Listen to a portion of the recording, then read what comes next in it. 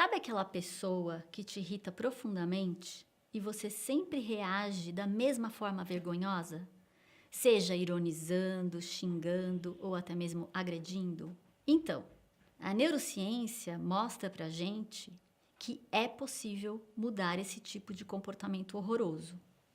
E isso é fundamental tanto para o ambiente de trabalho como familiar e social.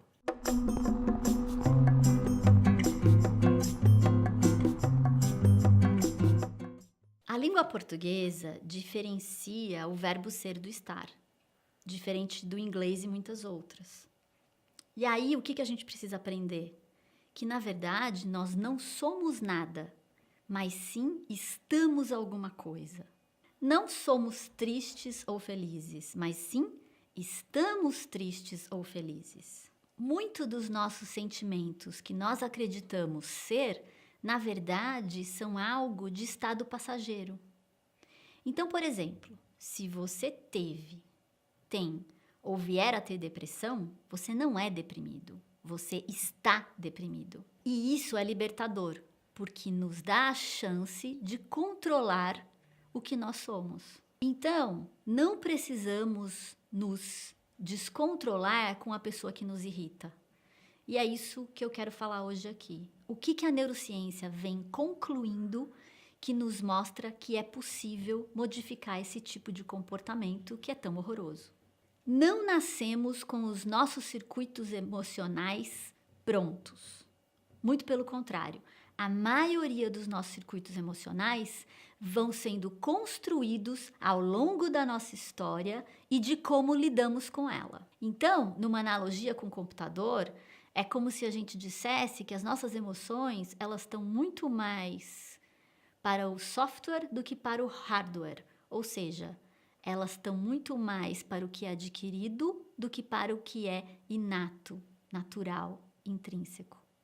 Então, nossas emoções não são simplesmente intrínsecas, mas sim, em grande parte, construídas por nós mesmos. E é aí que então nós temos a possibilidade de mudar hábitos negativos e ensinar o nosso cérebro a agir de forma diferente. E podemos mudar comportamentos relacionados, como por exemplo a pessoa que nos irrita. E aí o que você faz? Você precisa mudar da irritação para menos irritação, depois para indiferença e quem sabe um dia gratidão. Mais profundamente, pensando, as nossas emoções são apostas do nosso cérebro. Ou seja, são previsões e não certezas. Nós sempre nos vemos como reagindo ao mundo, mas na verdade o que o nosso cérebro está fazendo são sempre previsões e construções do mundo. Então isso significa que nós podemos modificar essas previsões criando novas emoções. E é por isso que cada vez mais a neurociência e as outras ciências mostram que nós humanos somos criaturas criadas por nós mesmos. Nós, em geral, utilizamos as expressões emoção e sentimento como se fossem sinônimos, mas cientificamente falando, elas são diferentes. A emoção, ela vem primeiro. A emoção é o estado físico. Já o sentimento, ele vem depois. O sentimento, ele é a interpretação da emoção. O sentimento, ele é a experiência mental. Então, pegando a pessoa que nos irrita como um exemplo, como que acontece? O que é a emoção? A emoção é a mudança no batimento cardíaco, a mudança na temperatura do corpo, ou é uma náusea que se instala. E aí, o sentimento é a interpretação dessas mudanças. E aí, nesse caso, a gente interpreta como irritação, raiva ou até mesmo tristeza. E é interessante notar que, às vezes, você tem interpretações completamente diferentes para o mesmo batimento cardíaco e a mesma mudança na temperatura do corpo. Ou seja, o nosso sentimento é uma interpretação e nós temos maleabilidade em escolher como nós vamos interpretar essa emoção. Nada vem com informação. Nada no mundo externo. O que conta é como nós interpretamos essa informação. Porque o único acesso que nós temos ao mundo é pelos nossos sentidos. E poucos sentimentos são intrínsecos. Como, por exemplo, se sentir confortável e desconfortável. A maior parte dos nossos sentimentos são extremamente complexos e, na verdade, são definidos pelas interpretações e reinterpretações que a gente faz da nossa própria história. E aí, o que a gente deveria fazer, então? Continuar interpretando do mesmo jeito tudo que a gente recebe um reforço positivo e nos é benéfico e reinterpretar tudo que nós recebemos reforço negativo e que nos é maléfico. Mas aí o que acontece? O ser humano parece ser mestre em repetir o mesmo erro. Mas a gente não precisa disso. E como é que a gente dá o primeiro passo? A gente tem que dar a primeira modificação no comportamento e depois da primeira, a gente precisa lembrar de repetir, repetir, repetir. Essa é a única forma da gente mudar esse comportamento. Em aprender repetindo, repetindo, repetindo, até que este novo comportamento fique cristalizado e mais fácil. Mas por que é tão difícil mudar? Por quê? Quando a gente age de uma forma descontrolada, seja ironizando, xingando ou agredindo, primeiro o cérebro vai receber um alívio. E depois é que vem a vergonha. E aí, na próxima situação com a mesma pessoa, qual vai ser a aposta do cérebro? O alívio. Porque o alívio veio primeiro. E aí, automaticamente, você age da mesma forma. E é isso que a gente precisa mudar. Ensinar o nosso cérebro que não é o alívio que você tem que prestar atenção, e sim a vergonha. Mas você precisa mudar para que isso aconteça.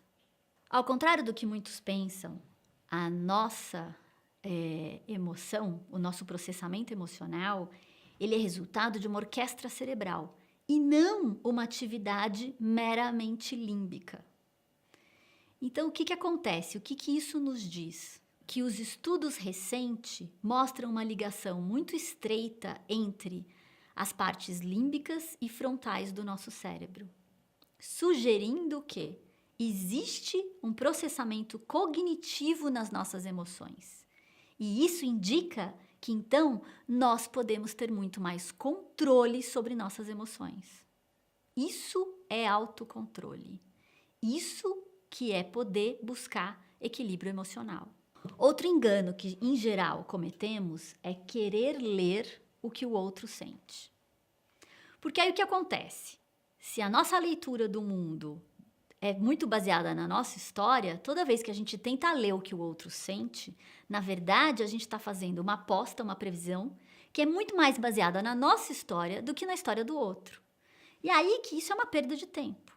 E muitas empresas hoje gastam fortunas para tentar ler o sentimento do outro. Mas com que finalidade? Na verdade, a finalidade de controlar o outro. Sendo que, na verdade, o que a gente deveria fazer é gastar o nosso tempo para querer controlar a nós mesmos. Então, ninguém nos faz sentir nada e nós decidimos o que queremos sentir, ou pelo menos temos essa chance. E isso significa que podemos ter mais controle sobre nós mesmos, o que é muito poderoso, porque nos dá a chance de ter melhor controle sobre nós mesmos. Se temos mais controle sobre o que nós sentimos, isso significa que nós temos mais responsabilidade sobre nós mesmos. Se continuamos agindo de forma descontrolada com quem nos irrita, a responsabilidade é nossa e não daquele que nos irrita.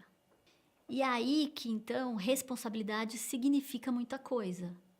E é exatamente aqui que mora o nosso livre-arbítrio. E você? O que você faz para conseguir mudar esse tipo de comportamento que você não gosta e buscar um melhor controle e equilíbrio emocional? Conta aqui pra gente. Se você gostou do vídeo, deixa um like aqui pra gente. E se você quer buscar uma vida com mais equilíbrio emocional, inscreva-se no canal da Casa do Saber.